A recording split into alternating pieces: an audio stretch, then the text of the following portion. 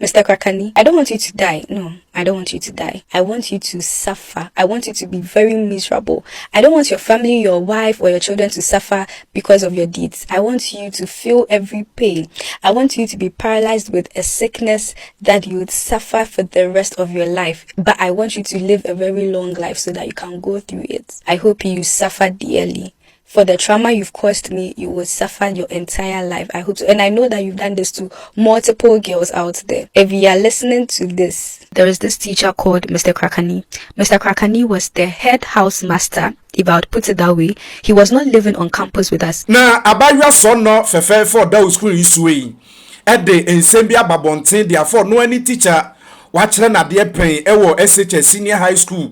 Na abaywa ne kasem no kirem se de ono ani teacher ye friend Ebeneza Kakani ede aye no ewo school mu ho de wa teacher ni no afefefefe na no asoso no nofo na kosia kuma de ne nsa ahyehye ne baabi de teacher ni na ye no akora ne kirem so oda onno ebirimbo ne daye bone ahye ne so ache na wofo kro ntumi nka nkyerem menne ata no wabaka na teacher no information nyina adam anim amede ho ama ne bono ede brewu ene Lydia Forcing Benedict Gafah ene afoforo so akyerem adwen wo ho a ye fra me dan kwesi Prince Daily View GH so ni message say ene da wo ba no subscribe wa hye wa comment every baby a wo hwe free na abusia no atumi akoso akọ nanim na opese o advertise e wo Daily View GH kasa fidie so ye gebresa daje bo nwuma ho da wuro chiri ni benche ya afa ye numbers na da o screen so no ene ye marketing team no mo nkomo ntwetwe nkomo naje emu nkyirimu eye abusia yemna yensam ne so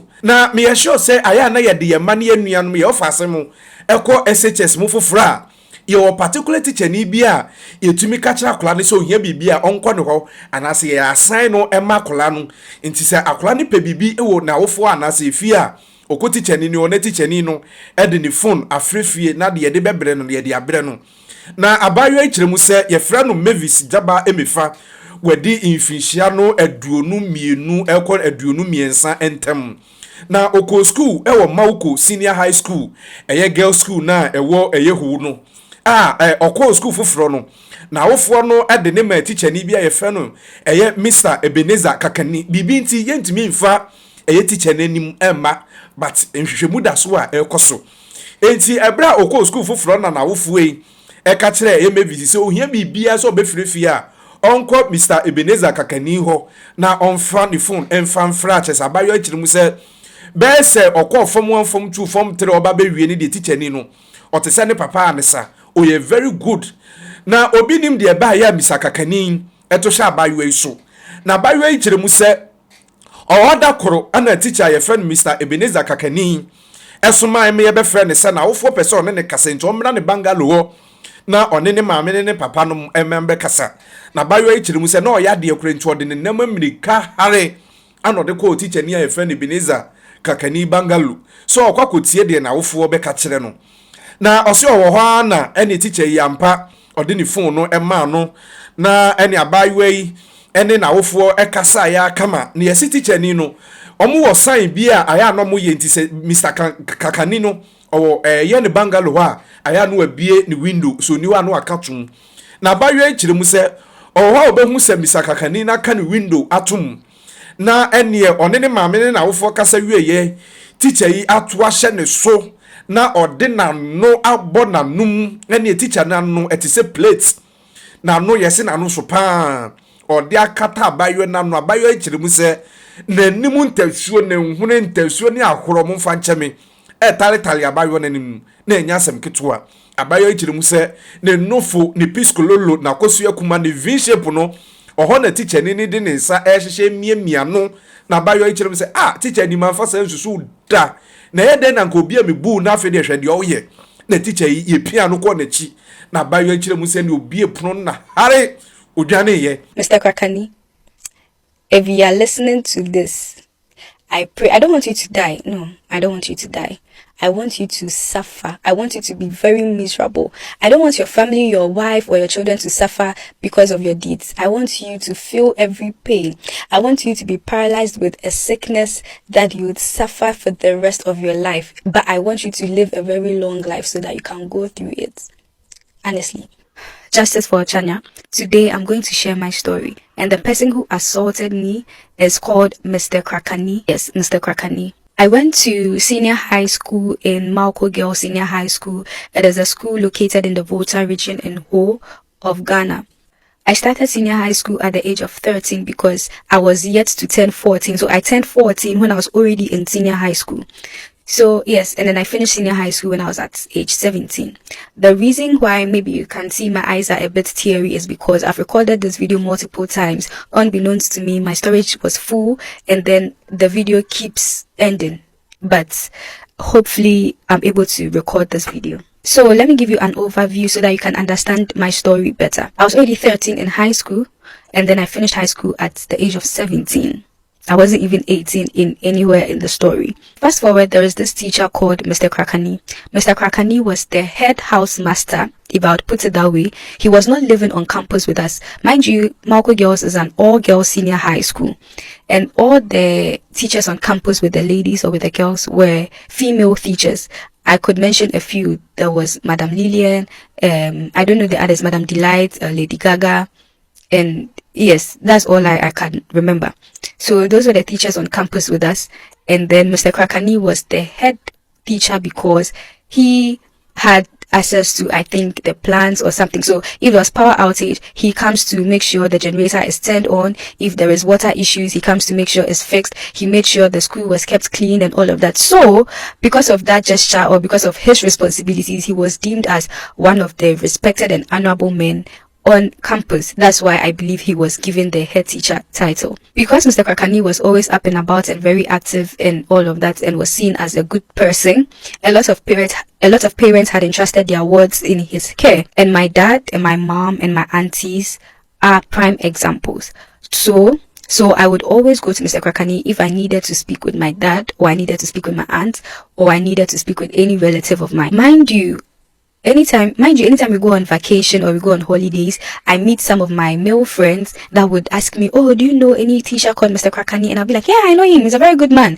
And then they'll be like, no, Mr. Krakani is trying to take their girlfriends and all of that. And I'm like, Mr. Krakani?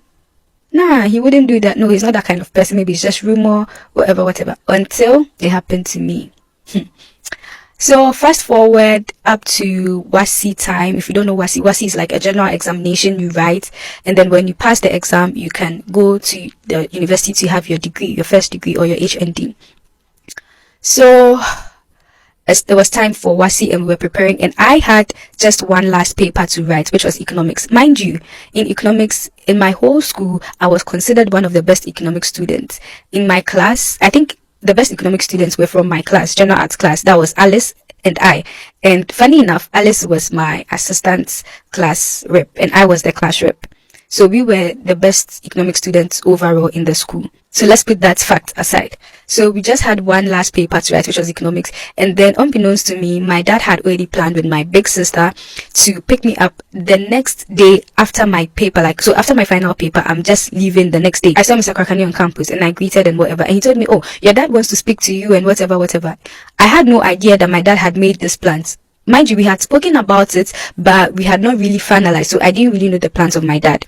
So I said, okay, and I followed Mr. Krakani to his office to speak to my dad because that is the usual. We go to his office, he calls our parents, and then we speak to our parents. So after speaking with my dad, he gave me the rundown that my sister and her husband would be picking me up from school, and then they'll be taking me home right after my economics paper. So that means that I have to clear myself from school the very day I finish my economics so that next morning I'll be out of school. So I finished the call with my dad, and then Mr. Krakani started engaging me in a conversation. He was like, oh, why don't you stay longer in Ho? You know, you have an auntie here. And I was, at first, it didn't even dawn on me. Yes, I do have so I did have an auntie in Ho. I'm speaking in the past because she's late, and rest in peace to her. But at that time, it had not even crossed my mind, and I was wondering how he even knew that. But I just assumed that my dad probably mentioned it to him, so that's why he knows my auntie is in Ho. And he was like, why don't I stay with my auntie in Ho so he can show me around? Like, it's not good that I've come to this city, I don't know anywhere and whatever. And mind you, I didn't grow up in Ho, so the only route I know in Ho is the route from my auntie's house to my school. Sorry for the interruption. This is really frustrating because I've recorded this video multiple times. I started recording this video at 4 p.m. Look at the time. I don't know if you can see. I don't know if you can see, but it's currently 8:48, almost 9 p.m. I've shot this video over and over and over again, and it's only after I'm done saying everything that I have to say, and I go and check, and it's either my phone went, it's either my phone goes off, or my storage is full, or something just happens, and then the phone stops recording.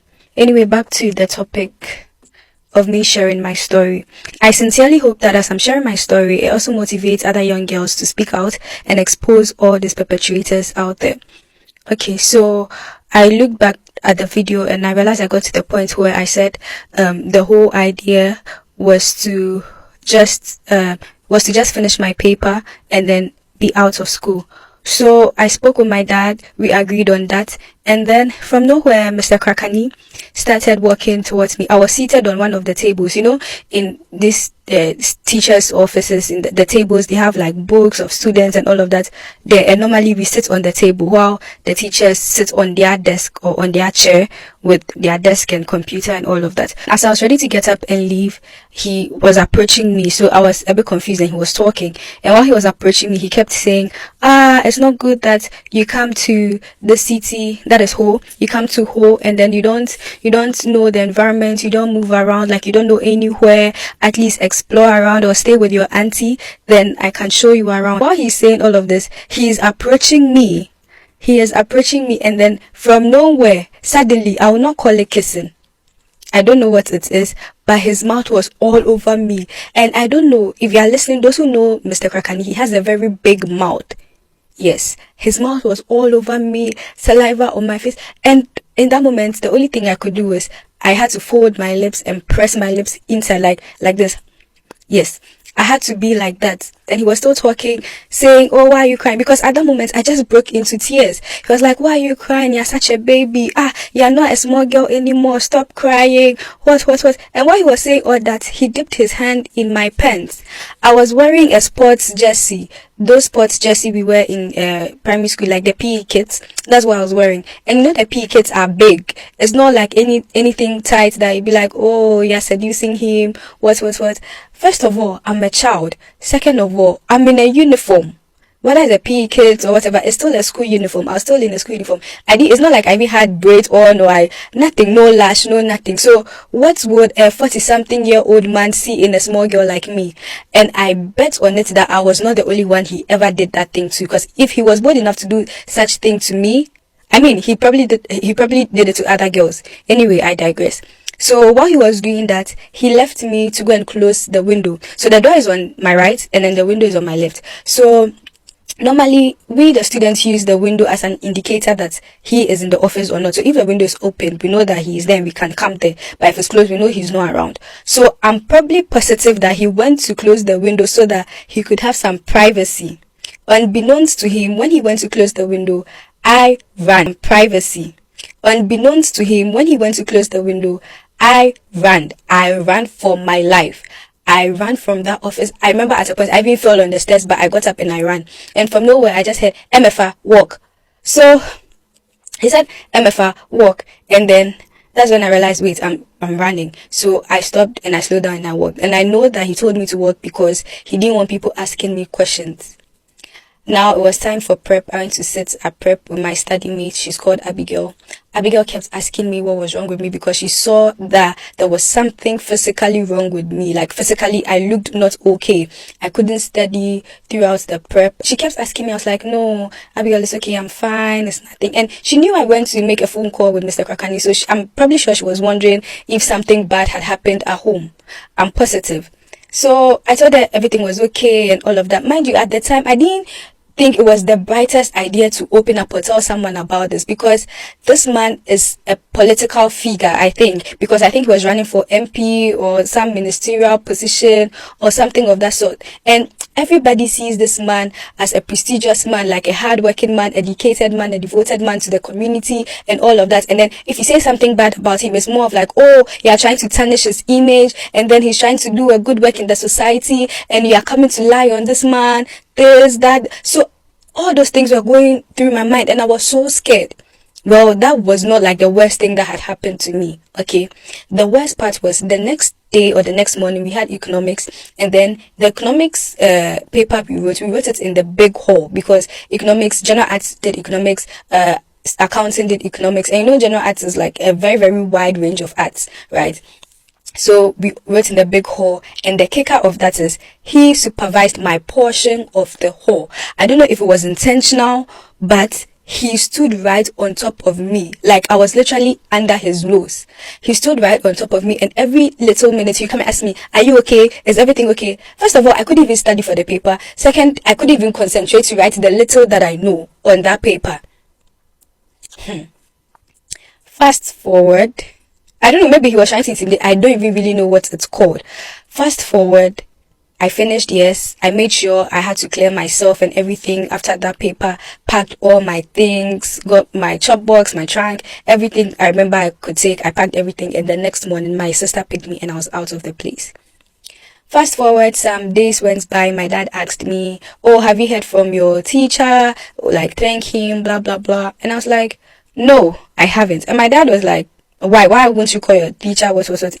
I mean, they see him as a good person, so they're expecting at least I should say thank you or that kind of whatever to him. But even up to now, I resent that man with all my heart, with all my life. I'd never opened up to anyone about this, but this whole situation going on the internet has given me that feeling, or has given me that encouragement to come out and speak on this. And I really, really do hope that it encourages other people out there to speak out. And the funny bit about this is, actually he was caught, I don't know, or either he was caught or someone reported him. And yes, like I said, they also told that person that, "Oh, you're trying to tarnish his image. He would never do that. He is a good man. He's a community man. People were just saying bad things about him," as expected. But anyway, I hope you suffer dearly.